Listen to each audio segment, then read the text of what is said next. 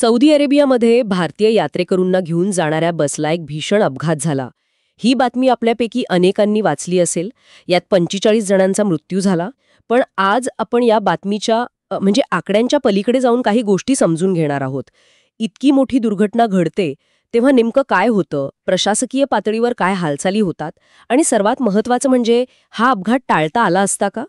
आणि हाच कळीचा मुद्दा आहे. कारण ही फक्त एक घटना नाहीये. अशा आंतरराष्ट्रीय यात्रांमधल्या सुरक्षेच्या प्रश्नाकडे आपलं लक्ष वेधणारी ही एक धोक्याची घंटा आहे.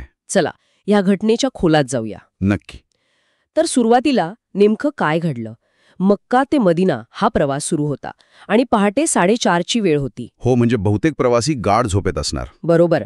आणि त्याच वेळी बसची एका डिझेल टँकरला समोरासमोर धडक बसली. आणि त्यामुळेच परिस्थिती आणखी गंभीर झाली.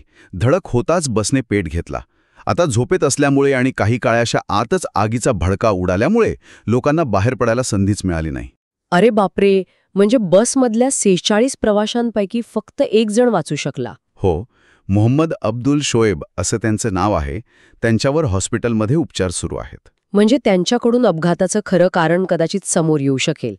पण मला एक विचारायचं होतं की बसला आग लागल्याच्या घटना घडतात, पण ही आग इतकी भीषण कशी होती की 45 जणांना बाहेर पडता आलं नाही? इथे 2 शक्यता आहेत.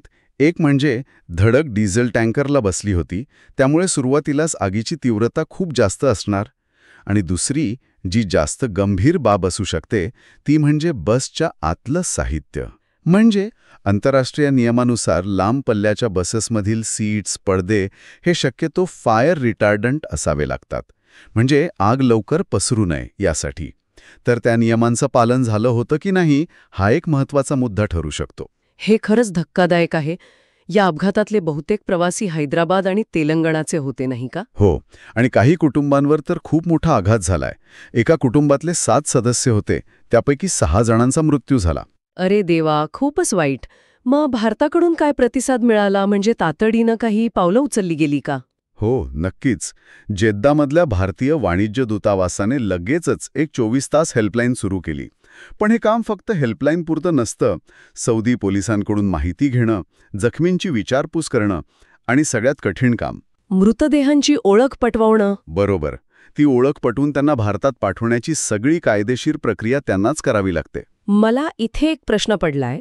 मृतदेहांची ओळख पटवण्यासाठी DNA चाचणीची गरज का पडते आहे?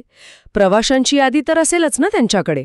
यादी आहे, पण आग इतकी भीषण होती की अनेक मृतदेह ओळखण्याच्या पलीकडे गेले आहेत. ही एक खूपच संवेदनशील प्रक्रिया आहे.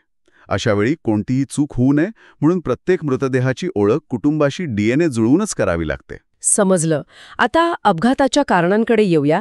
अशा लांबच्या प्रवासात चालकाचा थकवा हा एक नेहमीचा मुद्दा असतो. सौदी अरेबियामध्ये व्यावसायिक चालकांसाठी कामाचे तास आणि विश्रांतीबद्दल काही नियम आहेत का? नियम आहेत, पण त्यांची अंमलबजावणी किती होते हाच खरा प्रश्न आहे. विशेषतः हज किंवा उमराच्या काळात वाहतुकीवर प्रचंड ताण असतो आणि कमी वेळात जास्त फेऱ्या मारण्याच्या नादात चालक पुरेशी झोप घेत नाहीत असं अनेकदा दिसतं. म्हणजे टँकरचा वेग किंवा रस्त्याची स्थिती याबरोबरच चालकाला डुलकी लागली होती का, ही शक्यता जास्त आहे. हो, पोलीस त्याच शक्यतेवरच अधिक भर देत आहेत. म्हणजे एक गोष्ट स्पष्ट आहे की अशा आंतरराष्ट्रीय यात्रांमध्ये प्रवाशांची सुरक्षा ही फक्त ट्रॅव्हल एजन्सीची जबाबदारी नाहीये. नाहीच, ही एक आंतरराष्ट्रीय साखळी आहे. स्थानिक वाहतूक नियम, गाड्यांची स्थिती, चालकांचे कामाचे तास या सगळ्याचा परिणाम प्रवाशांच्या जीवावर होतो. तर या घटनेची चौकशी होईल आणि कदाचित कोणाला तरी जबाबदारीही धरला जाईल. नक्कीच. पण यातून एक मोठा प्रश्न आपल्या सगळ्यांसाठी मागे उरतो.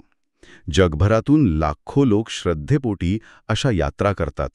मग या यात्रांचं आयोजन करणाऱ्या खाजगी कंपन्या आणि यजमान देश यांच्यात प्रवाशांच्या सुरक्षेसाठी काही आंतरराष्ट्रीय स्तरावरचे समान आणि कठोर नियम असायला नकोत का? बरोबर.